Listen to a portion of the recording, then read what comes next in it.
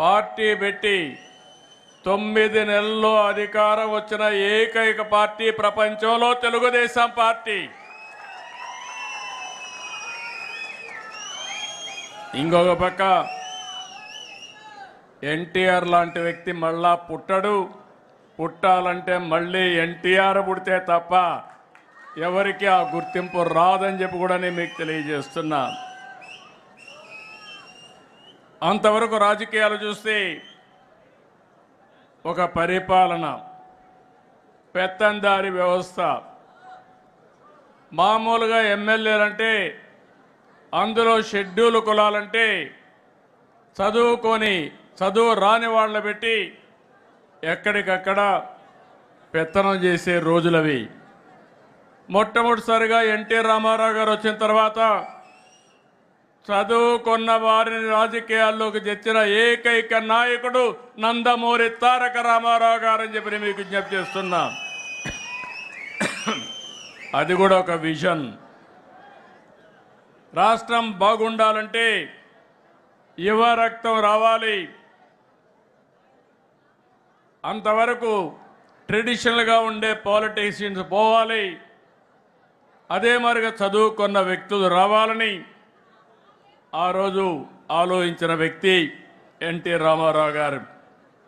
ఇంకో పక్క మీరు ఒక్కసారి చూస్తే అంతవరకు పరిపాలనకే పరిమితమైన ప్రభుత్వాలు పేదల సంక్షేమానికి నాంది పలికిన మహానుభావుడు ఎన్టీ రామారావు గారు అని చెప్పి నేను మీకు తెలియజేస్తున్నా.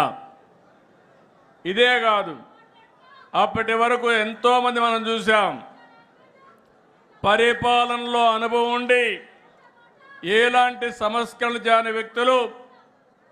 ఉండమ్మా ప్లీజ్ ఉండు, తమ్ముడు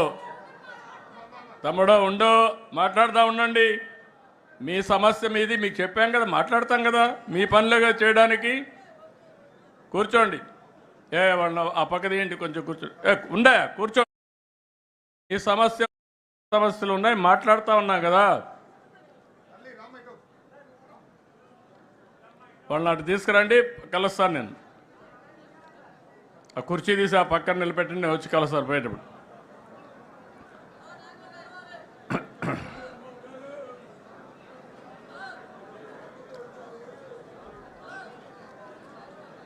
ఇన్నయ్య అడిగిరా, మరీ అతిలుగా తయారవుతారు. సమయం సందర్భం కూడా ఆలోచించుకోవాలి వ్యక్తులు కూడా. ఈరోజు ఒక శుభ సందర్భంలో మనం రాష్ట్రం అంతా ఒక మెసేజ్ ఇవ్వాలనుకున్నప్పుడు మీరు కాగితాలు ఇచ్చారు, అన్ని కాగితాలు తీసుకున్నాం, ఆ పని చేస్తాం, మళ్ళీ చేస్తాం. కానీ అందరూ ఈరోజు కార్యకర్తల సమావేశంలో మీరు ఒకటి గుర్తుపెట్టుకోవాల్సింది, నా దగ్గర కాగితాలు ఇస్తే పదవులు రావు, కానీ క్షేత్రస్థాయిలో పనిచేస్తేనే మీకు పదవులు వస్తాయి, గుర్తింపులు వస్తాయి. మళ్ళీ ఒకసారి చెప్తున్నా, నేను ఆ విషయంలో మీరు అందరూ గుర్తుపెట్టుకోవాల్సిన అవసరం. ఇంకా మనకు ఏదో కాగితం ఇస్తే పదవి వస్తుందని ఆలోచన చేస్తున్నారు, కానీ వేదిక పైన ఏ నాయకుడు చెప్పినా, రాష్ట్రంలో ఏ నాయకుడు చెప్పినా నేనింటా. నిర్ణయం మాత్రం మీ పని మీదనే ఆధారపడుతుందని మరొకసారి విజ్ఞప్తి చేస్తున్నా.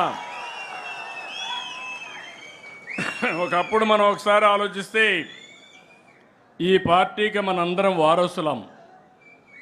ఈ విషయం మీరందరూ గుర్తుపెట్టుకోవాల్సిన అవసరం ఉంది. నేను కూడా ఈ పార్టీకి ఒక అధ్యక్షుడిని, ఒక టీమ్ లీడర్ని మాత్రమే. నా ఆలోచన తెలుగుదేశం పార్టీ శాశ్వతంగా ఉండాలి. తెలుగువారున్నంత వరకు తెలుగువారి కోసం తెలుగుదేశం పార్టీ ఉంటుంది. దాంట్లో ఏమాత్రం అనుమానం లేదు. మనందరం వారసులం మాత్రమే, కానీ పెత్తందారులు మాత్రం కాదు. ప్రతి ఒక్క కార్యకర్తకు న్యాయం చేసి తిరిగి ఈ సాంప్రదాయాన్ని భావితరాలకు అందించవలసిన బాధ్యత మనందరిపైన ఉందని చెప్పి మరొకసారి విజ్ఞప్తి చేస్తున్నా. అందుకే మీరు ఒక్కసారి చూస్తే ఎన్నో పార్టీలు వచ్చాయి. చాలా పార్టీలు ఎప్పటికప్పుడు కనుమరుగయ్యే పరిస్థితి కూడా వచ్చింది. కానీ అన్ని రాజకీయ పార్టీల కంటే తెలుగుదేశం పార్టీ భిన్నంగా పనిచేశాం. మీరు ఒక విషయం